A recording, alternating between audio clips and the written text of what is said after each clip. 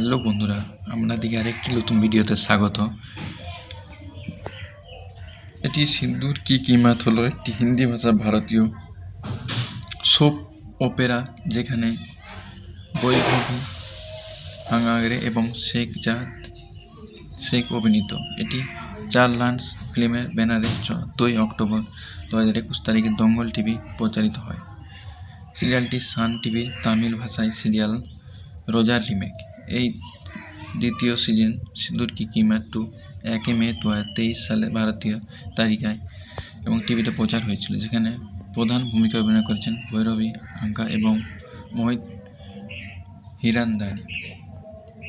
এটি সিজন 1। মিশ্রি একজন নিষ্পাপ মহিলা। যখন তিনি ছোট ছিলেন, স্বামী জিৎ মালিকানাধীন একটি অনাথ আশ্রমে থাকেন।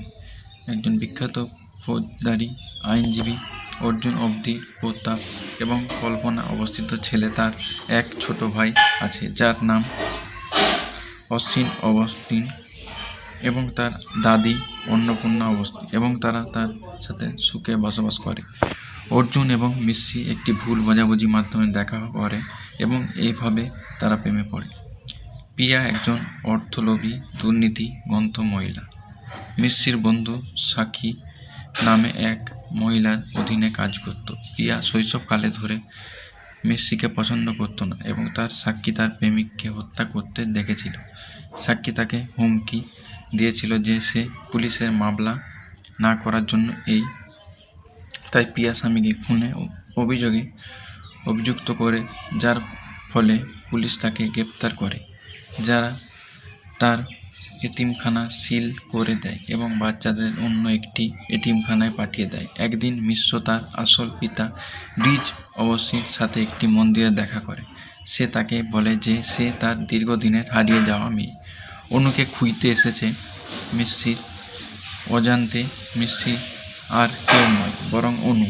তার একে অপরের সাথে দেখা করে এবং একে অপরকে চিনতে পারে না। প্রিয়া যখন এই কথা জানতে পারে, তখন সে তার পরিচয় চুরি করে এবং অবস্থার বাড়িতে নকল অনু হিসেবে থাকে।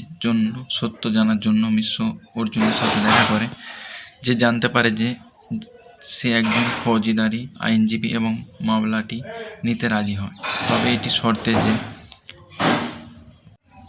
যে অর্জুনকে 1 বছরের চুক্তিবদ্ধ বিবাহ চুক্তিতে বিয়ে করতে চায়, যাতে সে তার মামলাটি নিতে পারে।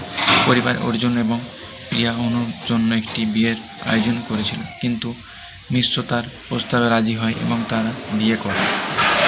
অর্জুন মিশ্রকে বিয়ে করতে দেখে পরিবারে হতবাক হয়ে যায়, যার ফলে তার দাদি অন্নপূর্ণা মিশ্রকে অপছন্দ করে এবং তার মেয়ে জীবন নষ্ট করার জন্য তাকে দোষারোপ করে। তিনি অর্জুন এবং তার বিয়েকে সমর্থন করেন না এবং তাকে তার দাদি বলে ডাকাত পছন্দ করেন না। তবে তার মা কল্পনা এবং তার ভাই অশ্বিন তাকে বিয়েকে অনুমোদন করেন এবং তাদের সমর্থন করেন।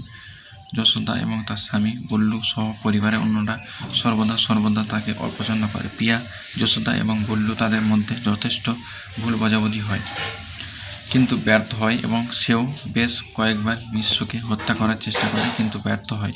যাই হোক, মিশ্রির প্রাক্তন প্রেমিক তাদের বাড়িতে চলে আসে, যার ফলে আরও সমস্যা তৈরি হয়। সে এমনকি মিশ্রিকে অপহরণ করে এবং তাকে বিয়ে করতে এবং তাদের প্রেম স্বীকার করতে বাধ্য করতে চায়।